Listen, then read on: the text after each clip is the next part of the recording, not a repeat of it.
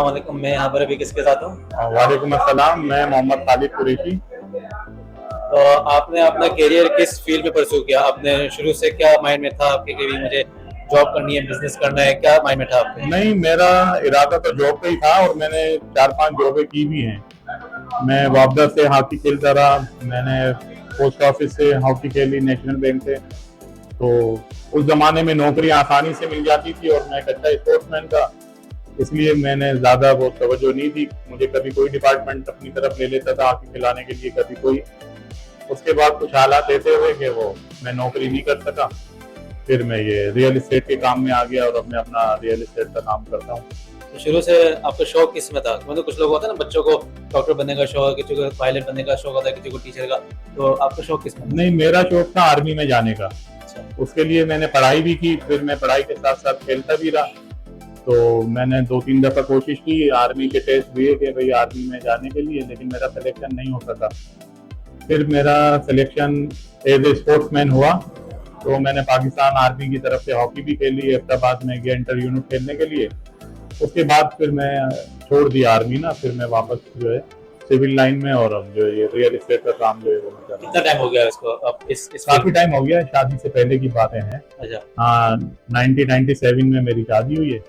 उस वक्त तक मैं खेलता कूदता था और पैसों की इतनी वो जरूरत नहीं थी।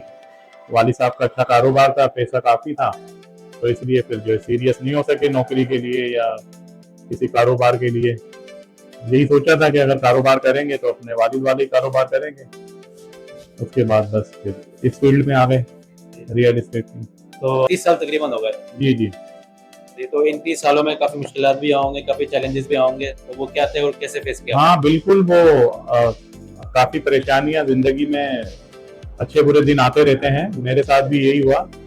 शादी के बाद जो है वो मैं जॉब वगैरह तो करता नहीं था, तो उस वजह से जो है मुख्तलिफ काम मैंने किए।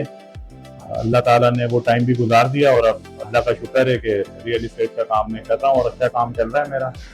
आजकल के जो यंग जनरेशन है, उनके लिए आप क्या एडवाइस देना चाहेंगे? उनको तो मैं कहूँगा कि वो मोबाइल को छोड़ें। सबसे पहले तो मोबाइल से बाहर आएं और पढ़ाई करें। पढ़ाई बहुत ज़रूरी है, अच्छी पढ़ाई करें ताकि कहीं जाएं, इंटरव्यू दे सकें, कहीं जो है वो सर्विस ले सकें। और स्पोर्ट्स बहुत ज़रूरी है।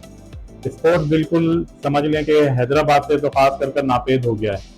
अब आप देखें, हॉकी है, क्रिकेट है, फुटबॉल में हैदराबाद की कोई नुमाइंदगी नहीं करता, क्योंकि बच्चों का वो इंटर स्कूल होते थे, वहां से बच्चे निकलते थे, इंटर कॉलेज होते थे, इंटर बोर्ड होते थे।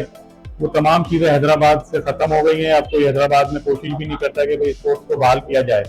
तो मैं तो यही कहूंगा नौजवान नस्ल से, जो हमारे बच्चे हैं, कि वो पढ़ाई करें, सारी तवज्जो पढ़ाई पर दें और पढ़ाई के साथ साथ कोई भी स्पोर्ट्स करें, इंडोर स्पोर्ट्स करें, बाहर निकलें, खेलें कूदें। वो सेहत के लिए भी जरूरी है और उनके आगे मुस्तकबिल भी। अब आपको पता है क्रिकेट के अंदर कितना पैसा आ गया है। तो इसी तरह बच्चे जो है मोबाइल को छोड़ेंगे तो कुछ कर सकेंगे, वरना हैदराबाद के बच्चे या पाकिस्तान के भी आप कह सकते हैं, बिल्कुल नाकारा कर दिया मोबाइल ने उनको ना। तो मैं तो कहूंगा कि भाई वो पढ़ाई पर फोकस करें और पढ़ें, अच्छा पढ़ें, रेगुलर जो है वो जाएं स्कूल, कॉलेज और सेंटर वगैरह, और पढ़ाई पर तवज्जो दें। कंप्यूटर का दौर है, आईटी का दौर है, उसमें पढ़ाई जरूरी है। और वही वजह है कि अब कई इंटरव्यू वगैरह होते हैं, बच्चे जाते ही नहीं है, लड़के जाते ही नहीं है देने के, उन्हें कुछ आता ही नहीं, उन्हें अपने सब्जेक्ट ही नहीं पता। जो उन्होंने इंजीनियरिंग की है या उन्होंने एमबीए किया है या एमए किया, उसको पूछो बच्चे से कि भाई तुम्हारे सब्जेक्ट कौन कौन से, तो उन्हें पता ही नहीं होता। अच्छा, आज अभी अगर मौका मिल जाए आपको कि भाई खालिद भाई आप वापस से 20 साल के हो जाएं, वापस से 22-25 साल के हो जाएं, तो आप कुछ अलग करते हैं? क्या करते हैं आप सबसे पहले? नहीं, मैं तो ऐसा मुमकिन नहीं है। अगर अल्लाह करे ऐसा हो जाए, अगर हर कोई चाहता है कि उसका बचपना लौट आए, और बचपन में तो सारा कुछ आपको पता है कि आदमी चाहता है बचपन की जिंदगी, बचपन की लाइफ तो कितनी जबरदस्त होती है। और मैं अगर चाहूंगा कि ऐसा हो जाए तो मैं तो हॉकी खेलना चाहूंगा दोबारा से। जैसे बहुत बहुत शुक्रिया खालिद भाई।